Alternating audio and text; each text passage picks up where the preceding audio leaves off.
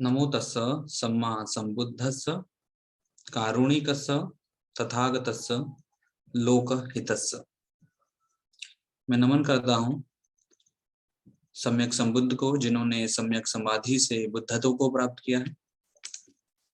मैं नमन करता हूँ तथागतस्य को, जो सभी तथ्यों से आगत हुए, जिन्होंने सभी मेटल प्रॉपर्टीज और उनके ऑब्जेक्ट को फिनोमेना से जाना।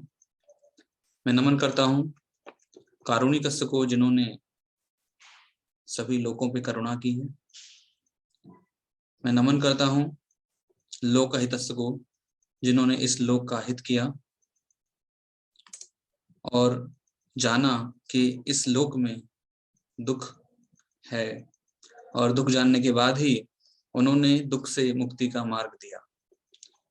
दुख जानना और दुख की मुक्ति का मार्ग, ये दो ही चीजें नहीं। दुख क्या है, दुख कैसे होता है, इसका निवारण क्या है और निवारण का मार्ग क्या है, ये चार आर्य सत्यों को जानकर, इनका साक्षात्कार करके इस लोक में जितने भी सत्व रहते हैं, सभी सत्वों के कल्याण के लिए दिया। तो यहाँ पर बाबा साहेब, बोधिसत्व बाबा साहेब डॉक्टर अम्बेडकर, जिन्होंने हमें भारत का संविधान दिया, उन बोधिसत्वों को नमन है। यहाँ पर उपस्थित सभी उपासक उपासिकाएं, आप सभी को मेरी तरफ से धम्म की मंगल कामनाएं। भगवान बुद्ध का धम्म यूं ही चिरकाल तक आप सबके बीच में रहे। हमने पहली क्लासेस में रूप के विषय में भी कुछ बेसिक पढ़े हैं, और क्योंकि भगवान बुद्ध का जो धम्म है, जिसे हम डीप धम्म के नाम से जानते हैं, या फिर स्पेशल धम्मा के नाम से जानते हैं, या अल्टीमेट साइंस के नाम से जानते हैं, या फिर उसे आज के समय में अल्टीमेट फिनोमेना के नाम से भी जानते हैं। तो ये जो भगवान का धम्म है, आज के समय में इसे अभिधम्म के नाम से जाना जाता है। तो इसी के लिए मेरे पूज्य बनते डॉक्टर सीलवंश थेरो जी बुद्धिमग्गो महाविहार नागपुर से हैं। उन्होंने मुझे यहाँ पर आने का अवसर दिया। मैं उनको भी वंदन करता हूँ। आप सभी उपासक उपासिकाओं को मेरी तरफ से धम्म की मंगल कामनाएं। तो भगवान बुद्ध का धम्म हमने सबसे पहले ही सुना, क्लासेस में जाना कि भगवान बुद्ध ने अभिधम्म में चार चीजों को परमत्थ बताया है। परमत्थ यानी परम अर्थ। परम अर्थ किस रूप में बताया है भगवान ने, कि ये चीजें जो पूर्व में भी ऐसी ही थी, वर्तमान में भी ऐसी हैं और भविष्य में भी ऐसी ही रहती हैं। अल्टीमेट फिनोमिना के रूप में जाने तो ये शरीर रूप और नाम से बना है, और रूप और नाम के होने पर, यहाँ पर रूप के विषय में हमने पढ़ा था, लेकिन नाम कौन कौन सी चीजें हैं? वेदना, संज्ञा, संखार और विज्ञान। तो यहाँ पर वेदना, संज्ञा, संखार और विज्ञान क्या है? यहाँ पर वेदना चेतसिक है, संज्ञा चेतसिक है, संखार चेतसिक है, और विज्ञान यहाँ पर 121 प्रकार के चित्त का वर्णन है। लेकिन उन्हें रूप के माध्यम से जाने, 5 स्कंद के माध्यम से जाने तो विज्ञान चक्षु से उत्पन्न होने वाला विज्ञान है, ये कान से उत्पन्न होने वाला विज्ञान है, नाक से उत्पन्न होने वाला विज्ञान है, जिह्वा से उत्पन्न होने वाला विज्ञान है, और काया से उत्पन्न होने वाला विज्ञान है काया विज्ञान। ऐसे ही मन से उत्पन्न होने वाला मनोविज्ञान। ये जो 6 मनुष्य की जो इंद्रियां हैं, इन इंद्रियों से उत्पन्न होने वाले इनके अपने अपने विज्ञान यहाँ 5 स्कंद में भी हम जानते हैं, भगवान के धम्म में पढ़ते हैं। तो ऐसे ही जब इन्हें और डिटेल में जानने की कोशिश करते हैं, तो जैसे हमने रूप को जाना था बेसिक में, तो ऐसे ही आज हम सब आज चित्त के विषय में भी जानेंगे। और चित्त के विषय में जो ऐसा मुझे लगता है कि थोड़ा ही समझ में आएगा, क्योंकि भगवान बुद्ध का ये डीप धम्म है और एक ही बार में समझ में नहीं आता है, इसकी लगातार बार बार प्रैक्टिस करनी पड़ती है। तो यहाँ सबसे पहले मैं आपके बीच में एक स्लाइड शेयर करूंगा, और उस स्लाइड में हम जानेंगे कि भगवान बुद्ध ने यहाँ पर अलग अलग रूप में चित्त बताए हैं और वो चित्त हम यहाँ पर अभी जानेंगे कि वो 121 प्रकार के चित्त कैसे होते हैं।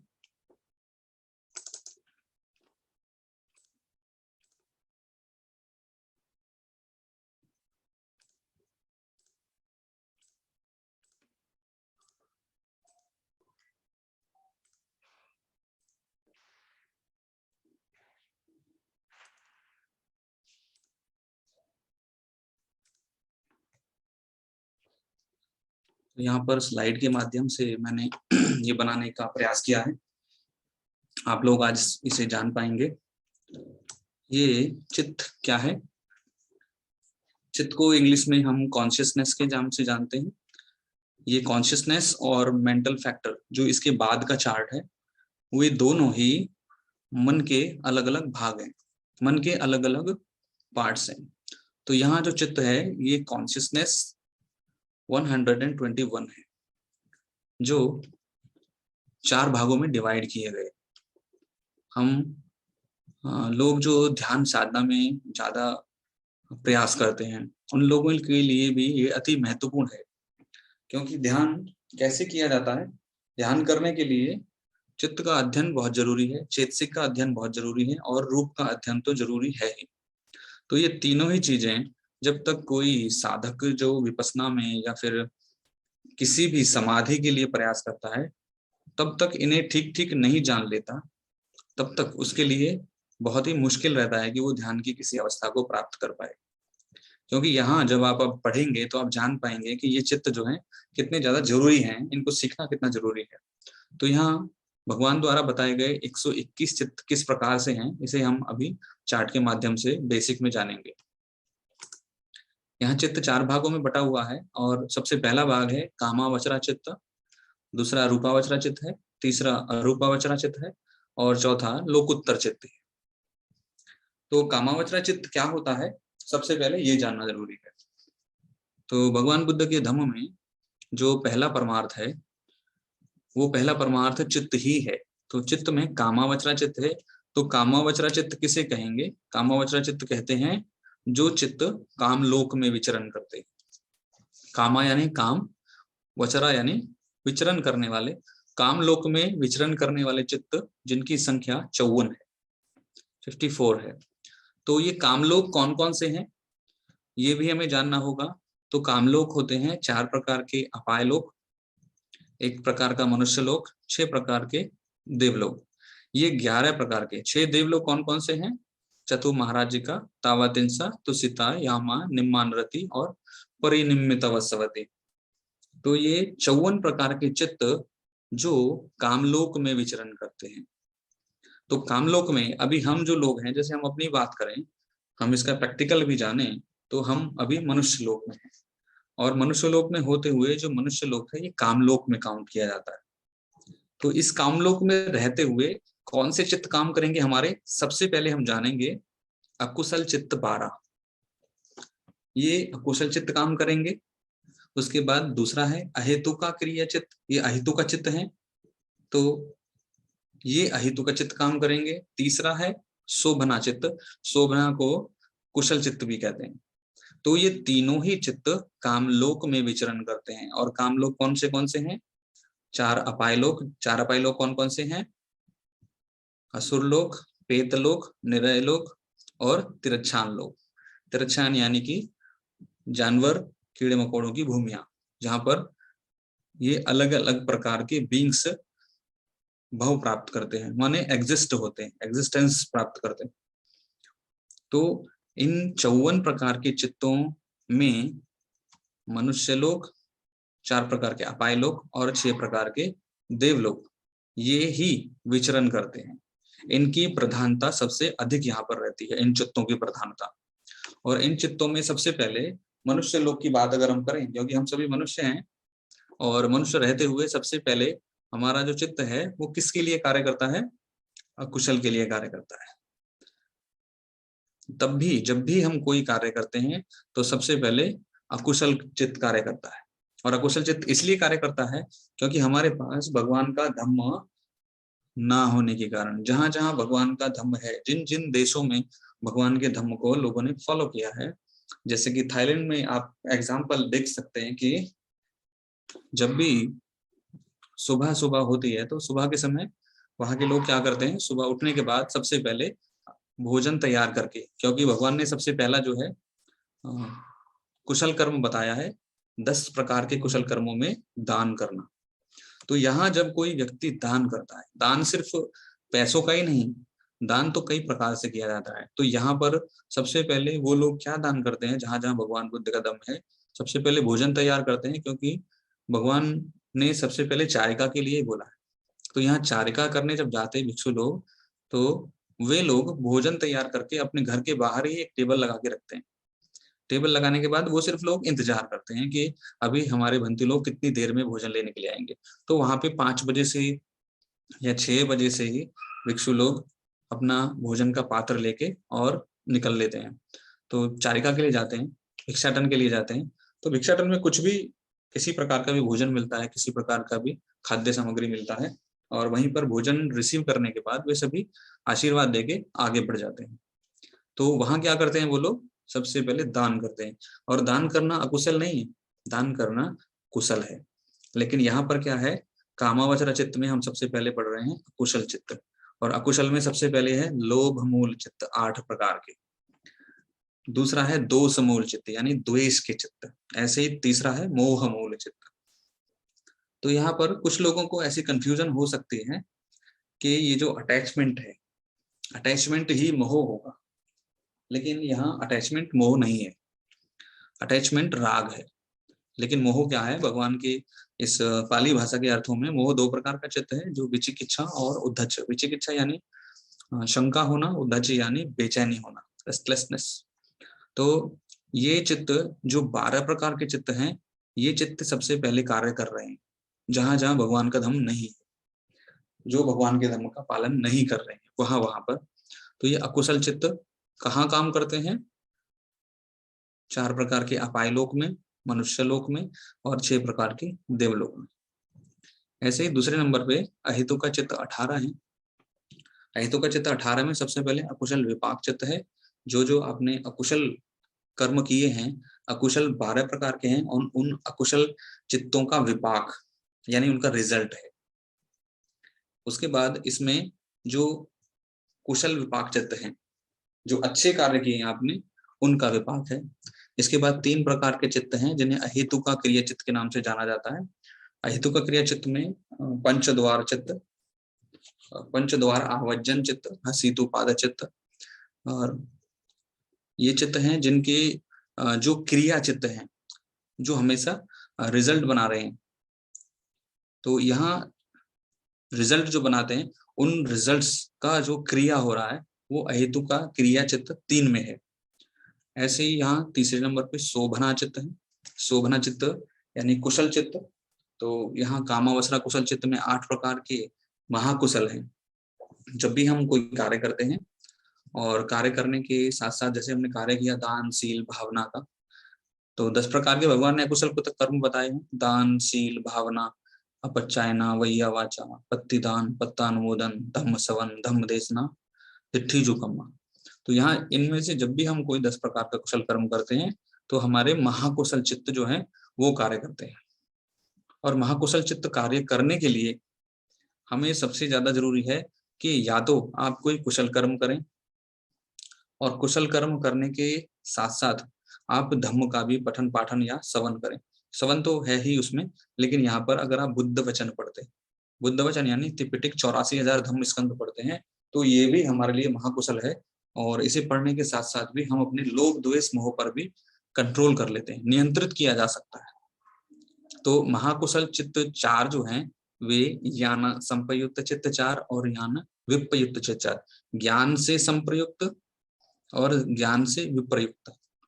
तो ये जो 8 प्रकार के चित्त, जो कामावचरा महाकुशल चित्त हम 8 पढ़ रहे हैं शोभना चित्त में, इसमें 4 प्रकार के याना संप्रयुक्त चित्त 4 और याना विप्रयुक्त चित्त 4।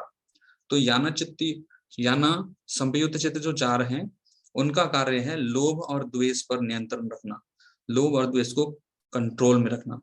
ऐसे ही ज्ञाना विप्रयुक्त चित्त जो 4 हैं, उनका कार्य है मोह को कंट्रोल में रखना।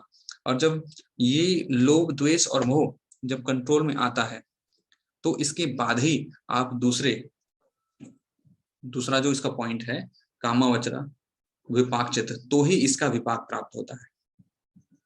तो कुशल का विपाक यहाँ मिलता है और उसकी क्रियाएं भी यहाँ मिलती हैं जो तीसरे पॉइंट में। तीनों ही 8-8 प्रकार के हैं।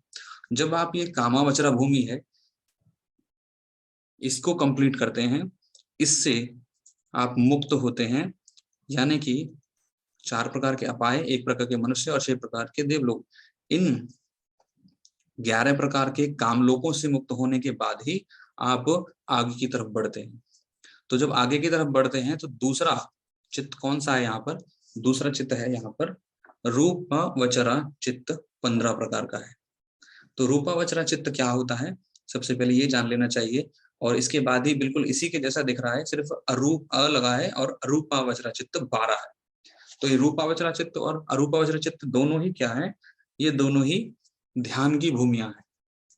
मतलब कोई भी सत्व, कोई जब अपाय लोक से जो 4 प्रकार के हैं, मनुष्य लोक जो 1 प्रकार का है और देवलोक जो 6 प्रकार के हैं, इन लोकों से मुक्त होता है तो वो रूपावचरा, यानी कि जो चित्त रूप लोक में विचरण करते हैं उनकी संख्या 15 है। तो रूप लोक सबसे पहले हमें जानना होगा कि ये रूप लोक कौन कौन से रूप लोक होते हैं। तो रूप लोक 16 प्रकार के होते हैं। तो जहां जहां रूपावचरा, जहां पे रूपावचरा यानी कि जो चित्त रूप लोक में विचरण करते हैं, तो वे जिनको हम रूप ब्रह्म भूमिया कहते हैं। रूप ब्रह्म भूमि मतलब कि ये हमारे माइंड के कॉन्शियस लेवल की ऊंची अवस्थाएं हैं। तो कोई विपस्सी साधक हो या कोई मेडिटेटर जो अच्छे अभ्यास कर रहे हैं, जिन्होंने अपनी कामावचरा भूमियों से अपने आप को यहाँ से ट्रांसफॉर्म कर लिया है, तो वे लोग प्राप्त करते हैं कौन सी जगह? वे लोग प्राप्त करते हैं रूपावचरा भूमि, यानी कि रूप लोक को प्राप्त करते हैं। तो ये रूप वचरा जो रूप लोक हैं वे 16 प्रकार के हैं और वे ध्यान की भूमियां। तो ऐसे ही इसका अगला है अरूपावचरा। तो अरूपावचरा भी 4 प्रकार के यहाँ पर हम पढ़ रहे हैं कि अरूपावचरा चित्त 12 हैं। कौन कौन से 12 हैं? 4 महाकुशल, 4 विपाक और 4 क्रिय। तो ये 4 कौन से होते हैं? तो जो चित्त अरूप लोक में विचरण करते हैं वे चित्त कौन से चित्त कहलाते हैं? अरूपावचरा चित्त, जिनकी संख्या 12 है। तो अरूप लोक कौन कौन से हैं? जिनके रूप का कोई रूप ही नहीं होता, वे अरूप लोक हैं। तो कौन कौन से हैं वे? आकाशानंचायतना, विज्ञानंचायतना, आकिंचन्यायतना, नेवा संज्ञाना संज्ञायतना। ये 4 प्रकार के जो ऐसे लोक हैं जिनके रूप का कोई रूप ही नहीं है, इन्हें कहते हैं सुपर मुंडेन। ये सुपर कॉन्शियसनेस लेवल से भी ऊपर की बात है। तो इनकी संख्या 4 है। यहाँ हमने 3 चित्त के बारे में जाना। और ये 3 चित्त कैसे कैसे चित्त हैं?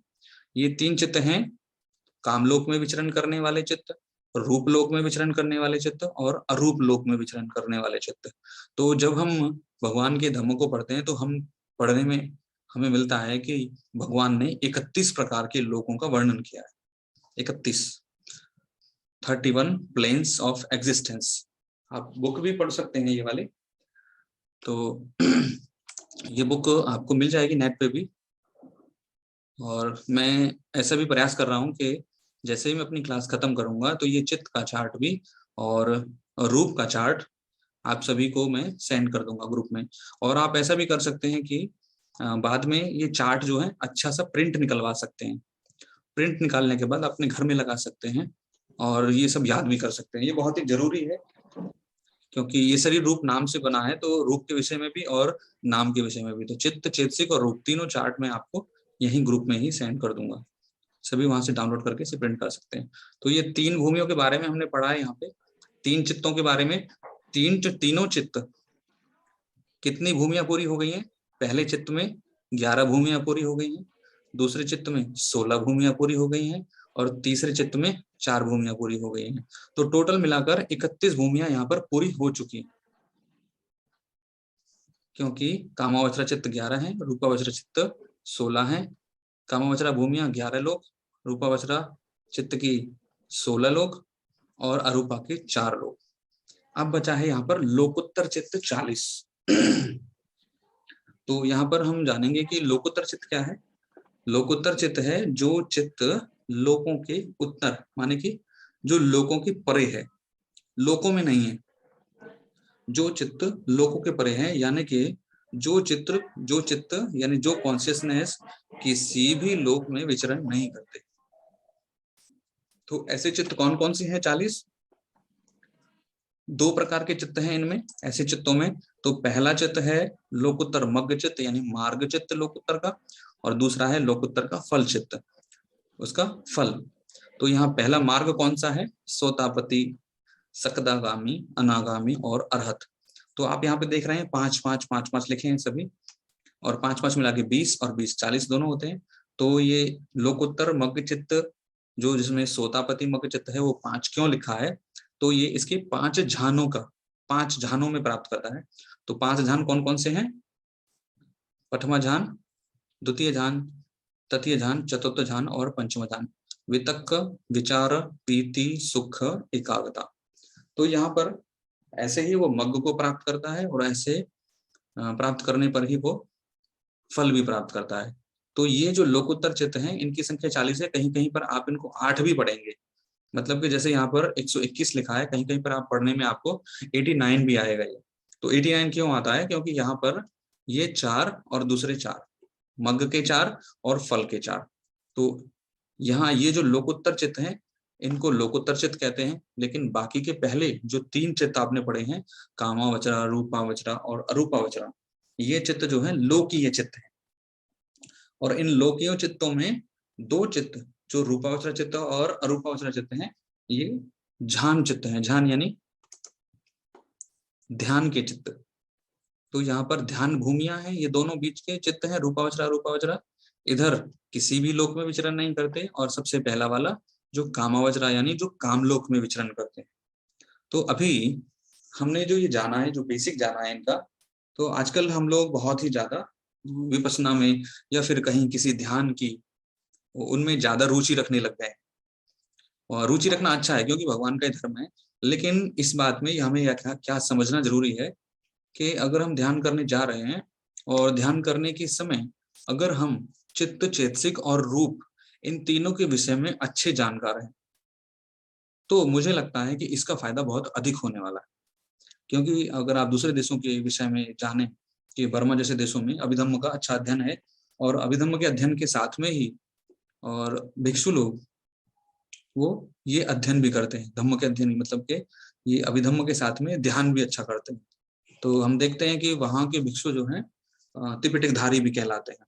मतलब कि इतना अच्छा उनका प्रैक्टिस होता है। हमारे भारत में तो शायद ही नहीं है कोई अभी त्रिपिटकधारी, लेकिन वहाँ उनका अध्ययन इतना अच्छा है कि वो ऐसी अवस्था को भी प्राप्त करते हैं जो हम यहाँ अंत में भी पढ़ रहे हैं, जैसे लोकोत्तर चित्त की अवस्थाएं हैं।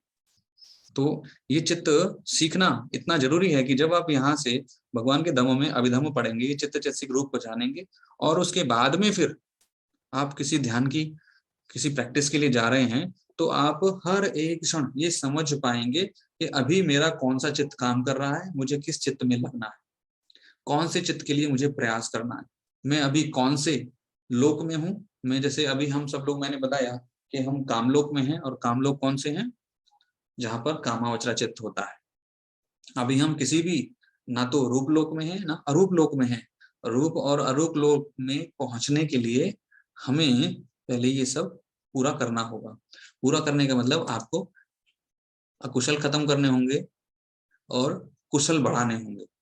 तो कुशल बढ़ाने के लिए आपको पहले भी मैंने पिछली क्लासेस में भी बताया है कि 10 प्रकार के कुशल कर्म जो भगवान ने बताए हैं, उनका भी हम पालन करके अपने इन कुशलों को बढ़ा सकते हैं और अपने लोभ द्वेष मोह को कंट्रोल में कर सकते हैं।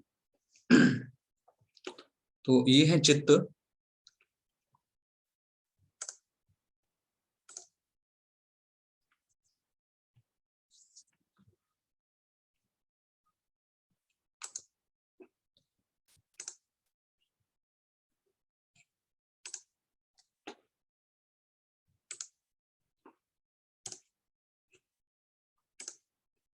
और इसके पहले हमने ये भी पढ़ा है, ये रूप भी मैं आपको इसलिए दिखा रहा हूँ कि ये भी आज आपको पोस्ट कर दिए जाएंगे और आप इनको अच्छे से प्रिंट निकाल के इसका भी अध्ययन कर सकते हैं। और अध्ययन के बाद में कभी भी इसके विषय में आपको कोई भी शंकाएं आती हैं तो भिक्षु लोग जो अभिधम्म के अध्ययन में हैं उनसे भी आप इसके विषय में अपनी शंकाओं को दूर कर सकते हैं। या ऐसे भी कुछ उपासक हैं जो आपको इस विषय में आपकी सहायता कर सकते हैं। तो हमने जो आज आपने भगवान बुद्ध का जो धम्म स्लाइड के माध्यम से जाना, ये धम्म भगवान का यूं ही चिरकाल तक सदा रहे, आप लोगों के दुख भय और शोक सभी नष्ट हो, परम सुख जिसे निब्बान कहते हैं आप सभी को प्राप्त हो, आप सभी सुखी रहें, आप सभी का मंगल हो। समय समय पर जब भी भिक्षु लोगों को यहाँ पर बुलाया जाएगा, सभी आपके हित और बहुजन के हित और बहुजन के सुख के लिए हमेशा उपस्थित रहेंगे। मुझे ईमेल प्राप्त हो गया है, मैं ईमेल पर आपको ये सारी फाइल्स भेज दूंगा, आप फिर डिस्ट्रीब्यूट कर सकते हैं। सभी का मंगल हो, सभी सुखी रहें। साधु साधु साधु।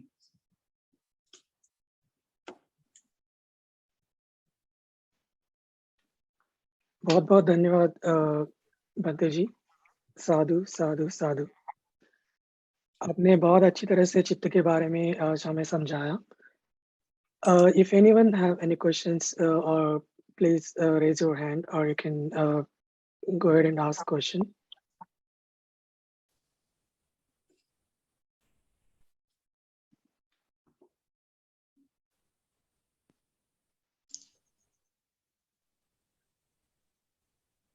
Actually, what I'm observing here, that this Dhamma is very difficult. So some people can understand, some cannot. So it is very difficult to ask question from this Abhidhamma.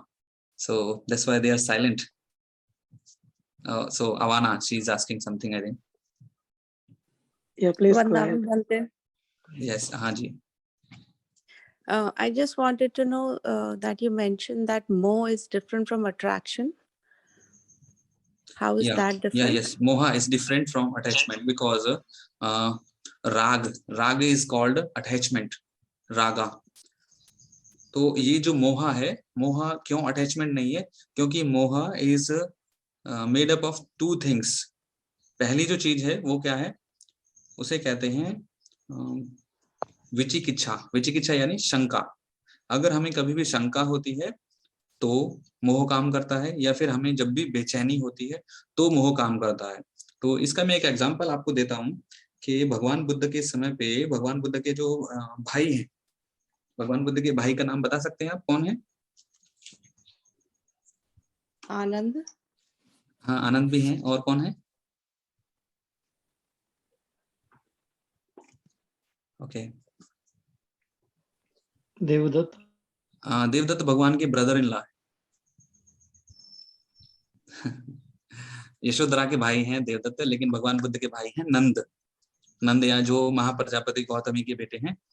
तो महाप्रजापति के बेटे जो हैं नंद, जिनकी जब जो है शादी होने वाली थी और भगवान बुद्ध को जो है उनके यहाँ पर भोजन पे आमंत्रित किया गया था।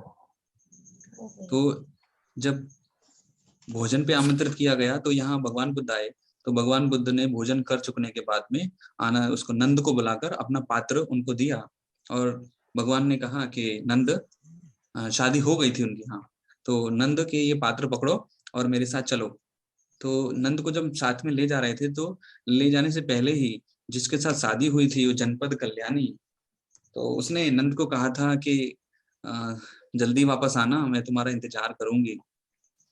तो नंद ने जब उसको देखा तो उसके बाल जो है बिखरे हुए थे, वो बहुत सुंदर लग रही थी, और नंद ने भगवान का पात्र लिया था। तो नंद ने सोचा कि भगवान पात्र को जो है गेट पर ही ले लेंगे वापस, लेकिन भगवान ने वो पात्र वापस नहीं लिया और आगे गए। तो नंद ने सोचा कि वहां बाहर वाले गेट पे ले लेंगे, लेकिन भगवान ने वहां भी नहीं लिया। और आगे गए तो भगवान उसको कहाँ ले गए? सीधे उसको देवलोक में ले गए भगवान। और देवलोक में ले जाने के बाद भगवान, हमें ये एक बात और समझनी है कि भगवान का ये जो घटना है भगवान के समय की, ये ही एक ऐसी घटना है जहां पर भगवान ने नंद को वादा किया था कि मैं तुम्हें इस लोक में पहुंचा दूंगा। जहां पर तुम जाना चाहते हो, मैं तुम्हें इस बात का वादा करता हूँ। तो यहाँ वादा करने के बाद भगवान जब उसे देवलोक ले गए तो भगवान ने कहा कि नंद, तुम्हें क्या चिंता है, तुम्हें क्या हुआ है? तो उसने कहा कि भगवान, मेरी पत्नी जो है, उसने मुझे ऐसा ऐसा कहा है और मुझे बहुत सुंदर लगती है, मैं उसे बहुत प्रेम करता हूँ। तो भगवान ने कहा कि तुम इधर देखो, जहां तुम आए हो, तुम यहाँ पर आए हो, तो यहाँ देखो। तो जब नंद ने चारों तरफ देखा तो उसने बहुत सारी सुंदर सुंदर देवियां देखी। तो देवियां देखने के बाद भगवान ने नंद से पूछा कि नंद, तुम यहाँ रहना चाहते हो कि तुम फिर से वहां जाना चाहते हो? तो नंद को जो है वो लोभ आया, और लोभ आने के बाद भगवान ने कहा कि ठीक है, मैं तुम्हें यहाँ लाने का वादा करता हूँ। कि लोभ आया और उसने कहा कि मैं यहाँ आना चाहता हूँ। भगवान ने उसे ये अलग अलग चीजें बताई और भगवान ने वो प्रोसेस बताया कि कैसे यहाँ आया जाता है।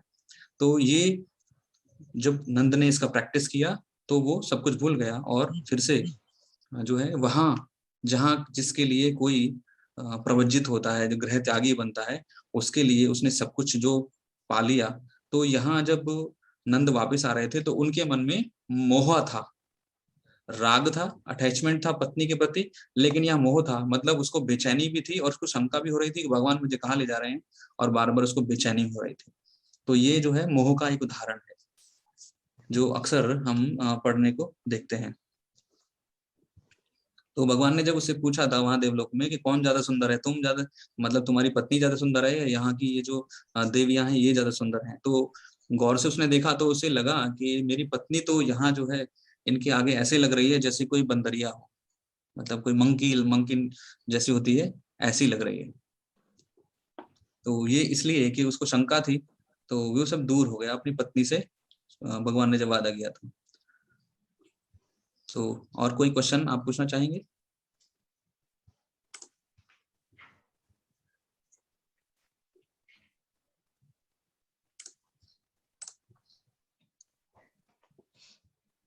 Yeah, I don't see any hands raised as of now. So again, बहुत बहुत धन्यवाद बंते जी।